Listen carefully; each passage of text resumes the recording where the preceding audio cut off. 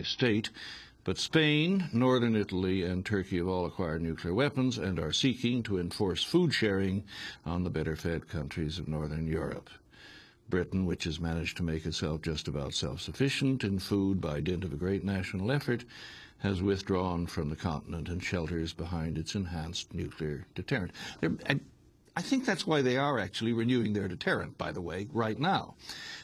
Russia, the greatest beneficiary of climate change in terms of food production, is the undisputed great power of Asia. However, the reunification of China after the chaos of the 2020s and 2030s poses a renewed threat to its Siberian borders, for even the much reduced Chinese population of 800 million is unable to feed itself from the country's increasingly arid farmland, which was devastated by the decline of rainfall over the North Chinese plain and the collapse of the major river systems.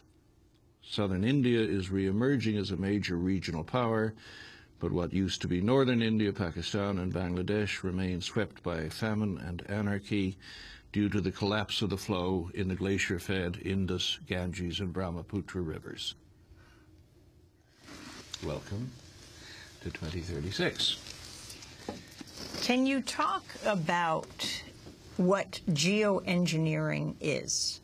It's the whole card. It's the get-out-of-jail-free card. It's the only one I know of, frankly. I don't know a single scientist, nor do I know many policymakers who, in their honest moments, think we are going to get our emissions down in time to avoid tumbling into potentially runaway climate change. The 2 degrees Celsius average global temperature, after that we lose control, natural factors, feedbacks from the permafrost melting and so on, take over and carry us up to really devastating levels of warming, 4, 5, 6 degrees.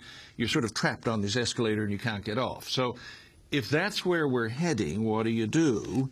And, you know, we'll do the best we can to cut the emissions, but it isn't going to happen in time.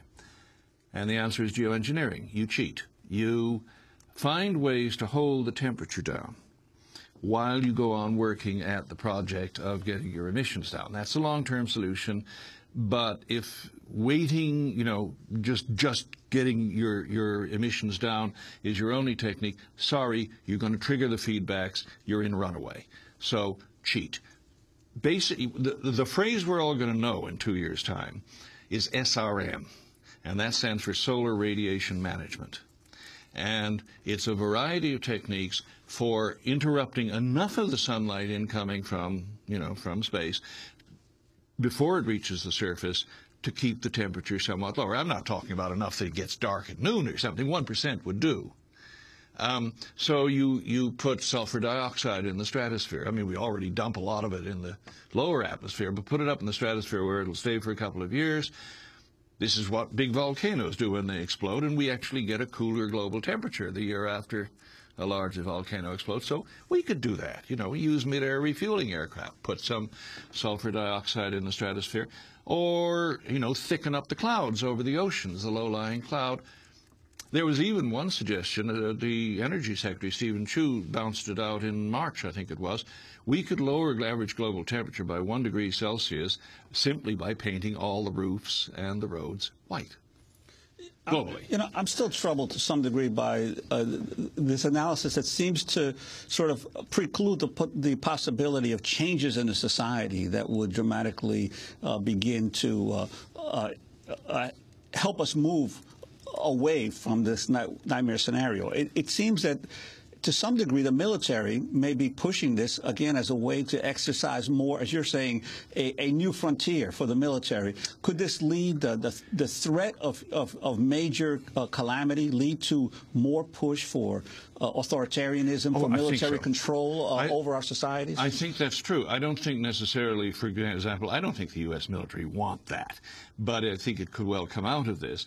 But the initiative for geoengineering is not coming out of the military. I mean, I've spent a lot of time on this. It's coming out of the scientific community, who even a couple of years ago had an absolute taboo on ever mentioning geoengineering techniques in front of the children, us, because they didn't trust us. You know, I mean, if we know that we can just cheat and hold the heat down, we won't do the hard yards of getting the emissions down, so don't tell them. And what's changed in the scientific community is that they are so scared that, you know, that game's over. Yeah, there's a moral hazard here. Moral hazard be damned. We're going to need this stuff. So let's get some research done, understand what the side effects might be. So they've gone public. Well, we're going to break here. We were actually going to end with you and go on to our next guest, but we think it would be interesting to mix it up. So we're going to keep you on with us and bring on our next guest. Gwynne Dyer is with us now. Climate Wars, the fight for survival as the world overheats. And he will be joined by Vandana Shiva. I think she has some more critical views of geoengineering, so it should be very interesting. So, yes. I know this has been a record heat wave we've been experiencing on the East Coast. It's going to get even hotter in a minute.